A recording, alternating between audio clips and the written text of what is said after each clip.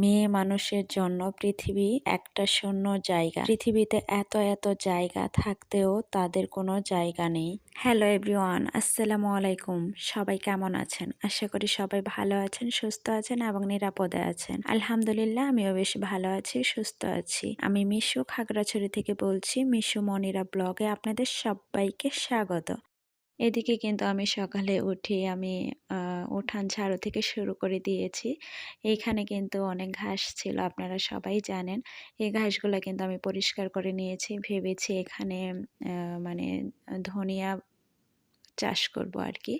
তো ওই সাইডে কিন্তু আমি ভালো করে পরিষ্কার করে নিয়েছি। জানি না কবে চাষ করতে পারবো। তো যাই হোক, এই সাইডে এটা কিন্তু আমার মেইন রান্নাঘর। তো আমি কিন্তু এখানে রান্না করি না, আমার যেহেতু কারেন্টের চুলা। আর এই রান্নাঘরে কিন্তু কারেন্টের কোনো লাইন দেওয়া নেই। এইখানে লাইট আছে, সেটা কিন্তু রুম থেকে মানে সুইচ দিতে হয় আর কি। এর জন্য আর এখানে আমার রান্না করা হয় না, রুমেই রান্না করা হয়। আর এইদিকে কিন্তু আমি চলে এসেছি থালবাটিগুলা ধুতে। তো থালবাটিগুলো আমি মেজে নিচ্ছিলাম। মেজে নিয়ে কিন্তু তারপর আমি আর অন্য কাজে চলে যাব আর কি। থালবাটিগুলো রাতে ধুলে সবচেয়ে ভালো হয়, কিন্তু আমার ওই টাইমটা হয় না। অনেক রাতে খাওয়া দাওয়া হয়, তো এর জন্য আপনাদের ভাইয়া অনেক রাতে অফিস থেকে আসে, তখন আর করতে ইচ্ছে করে না। তো যাই হোক, এইদিকে কিন্তু আমি থালবাটিগুলো আমি মেজে আমি রুমে চলে এসেছি। আর আলনার অবস্থা দেখুন, আমার প্রত্যেক দিনে এরকমই হয়। মানে যে কাপড়গুলো পরা হয় ওগুলো আবার আলনার উপরে রেখে দেওয়া হয় মানে রাত্রের বেলা। তো ওইটা আবার কিন্তু সকালে গোছানো হয়। এই হচ্ছে আমার রুটিন। মানে সকালে আমি আলনাটা গোছাবো, রাত্রের বেলা এলোমেলো হয়ে যাবে। এটাই আমার মানে প্রত্যেকদিন এরকমই হয়। কেন যে হয় আমি নিজেও জানি না। সবার হয় কিনা আমাকে জানাবেন কিন্তু কমেন্টে। এই পর্যন্ত যারা আমার ভিডিওটা দেখছেন প্লিজ একটা লাইক দিয়ে কন্টিনিউ করবেন। আর যারা নতুন আমার চ্যানেলে আজই এসেছেন, যদি কোথাও কোনো অংশে ভালো লেগেছে প্লিজ সাবস্ক্রাইব করে দেবেন। আর যারা সাবস্ক্রাইব করে দিয়ে আমার পাশেই আছেন তাদেরকে তো অসংখ্য অসংখ্য ধন্যবাদ। ধন্যবাদ দিলে ছোটো হয়ে যাবে। তো যাই হোক, এইদিকে কিন্তু আমি আলনাটা গুছিয়ে আমি বিছানাটা গুছিয়ে নিচ্ছিলাম। আর চেয়ারের উপরে কাপড় দেখে খারাপ ভাববেন না, আমি এখানে রেখে দিয়েছি কাঁথা। এইখান থেকে নিয়ে আমি সেলাই করে আবার এখানেই রেখে দেই। বাস করতে গেলে দেখা যায় যে একটু পরপরই মাঝে মধ্যে বসা হয়, এজন্য আর বাস করেও রাখা হয় না। তো যাই হোক, ওইদিকে কিন্তু আমি বিছানাটা গুছিয়ে নিয়ে এখানে আমি ডিম সিদ্ধ বসিয়ে দিয়েছি। আমি কিন্তু সকালে এখনও খাইনি। সব কাজ শেষ করে ভাবলাম একটু ডিম সিদ্ধ করে নেই, এটাই খাওয়া হবে আর কি। তো এখানে ডিম সিদ্ধ করে নিয়েছি, ছিলিয়েও নিয়েছি। তো এটা আমি খেয়ে নেব। আর এই সাইডে খাওয়া শেষ করে এসে কিন্তু আমি একটু ডাল বসিয়ে দিচ্ছিলাম। ডাল রান্না করব মসুরের। মসুরের ডালের ভিতরে কিন্তু আমি পেঁয়াজ, রসুন, মরিচ এগুলা দিয়ে একদম বসিয়ে দিয়েছি। আর এদিকে দেখতে পাচ্ছেন এটা কি দেখা যাচ্ছে? আমি কিন্তু কোটি টাকার মালিক। তারপরেও কিন্তু মানে লাখ টাকারও মতো চলি না, হাজারের মতো চলি আর কি।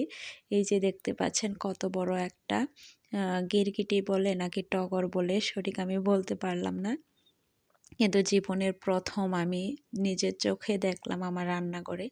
এইখানে কিন্তু পাহাড়ি এলাকায় প্রচুর প্রচুর গিরগিটি আর টগর প্রচুর, মানে আপনি যেখানে যাবেন সেখানেই দেখবেন। আর দেখতে পাচ্ছেন কত বড় আর কত সুন্দর, মানে কালারটা দেখছেন, মানে 2-3 রকমের কালারের মানে মিক্স করা। তো আমি কোটিপতি না? সবাই কমেন্টে বলবেন, আমি কিন্তু সত্যিই কোটিপতি। এটে মজা করলাম, কিন্তু সবাই এটা সিরিয়াসলি নিবেন না। আমি কিন্তু মজা করেছি। তো যাই হোক, প্রথমে কিন্তু ওইটা দেখে আমি অনেক ভয় পেয়ে গেছিলাম যে এটা আবার কি। পরে সব ভাবিরা বলল যে এটা টগর, অনেকেই বলল গিরগিটি। আদৌ সঠিক জানি না ওটা কি। তো যাই হোক, হয়তো আমি কোটিপতি থাকতাম আজ, কিন্তু আজ কোটিপতি না বলে এই টগরকে দিয়ে আমি মনের সান্ত্বনা নিলাম। তো যাই হোক, এইদিকে আবার রান্নাতে ফিরে এসেছি। কোটিপতি থেকে ভিখারি হয়ে গেছি। তো যাই হোক, এদিকে আমি চিচিঙ্গা কেটে নিয়েছি, মরিচ, পেঁয়াজ, চিচিঙ্গা ভাজি করব, ডিম দিয়ে ভাজি করব। আর এদিকে কিন্তু আমার ফ্রেশ চলে এসেছে। আজ গরুর মাংস দিয়েছে, দুটো মালটা দিয়েছে, একটা ডিম, আবার করলা। মানে যখন যেটা দেয় সেটা প্রায় প্রত্যেক দিনই, মানে একদিন পর পরই আসে আর কি। আর পেঁয়াজ দুটো। এই হচ্ছে আজকের ফ্রেশ। এটা আপনাদের ভাইয়ার কিন্তু একদিনের খাবার, মানে 3 বেলার খাবার এইখানে। বুঝতে পারছেন? এতটুকু দিয়ে 3 বেলা খাবার। তো যাই হোক, যা দেয় আলহামদুলিল্লাহ, আলহামদুলিল্লাহ, আলহামদুলিল্লাহ। তো এদিকে কিন্তু আমি রান্না করতে চলে এসেছি। এখানে আমি 2টো ডিম দিয়ে দিয়েছি। এই যে বলেছিলাম না, ডিম দিয়ে চিচিঙ্গা রান্না করব। তো এই ডিমটাকে আমি মানে ভেঙে ভেঙে একদম ঝুরঝুরো করে ভেজে নেব। নিয়ে তারপর কিন্তু আমি এটাতে রান্না করব। এরকম করে রান্না করলে না আমার কাছে বেশ ভালো লাগে এই ভাজিটা। আর চিচিঙ্গা ভাজি এমনিতেই করলে আমার তেমনটা ভালো লাগে না। তো তাই আমি ডিম দিয়ে করি। আর অনেকেও হয়তো করে। তো যাই হোক, এদিকে আমি বসিয়ে দিচ্ছি ভাজি। পেঁয়াজ, মরিচ, জিরা, মানে সাধারণভাবে আমি এই ভাজিটা করি। আমি বেশি আহামরি মশলা দিতে, কিন্তু আপনি যত কম মশলা দেবেন তত খেতে মজা লাগে। তো যাই হোক, এদিকে কিন্তু আমি হলুদের গুঁড়া আর ধনিয়া গুঁড়া দিয়ে আর লবণ দিয়েছি। দিয়ে আমি ভালো করে নাড়াচাড়া করে মিক্স করে দিচ্ছিলাম। মিক্স করে দিয়ে এইদিকে ডালটা কিন্তু আমার হয়ে গিয়েছিল অফ ক্যামেরাতেই। তো ওইটা কিন্তু আমি ঢেলে নিয়েছি একটা বাটিতে। তো যাই হোক, এদিকে কিন্তু আমার মোটামুটি হয়ে গেছে ভাজি। ওই পর্যায়ে কিন্তু আমি ডিমটা দিয়ে দিয়েছি। ডিমটা দিয়ে আর একটু রান্না করে নিয়েছি।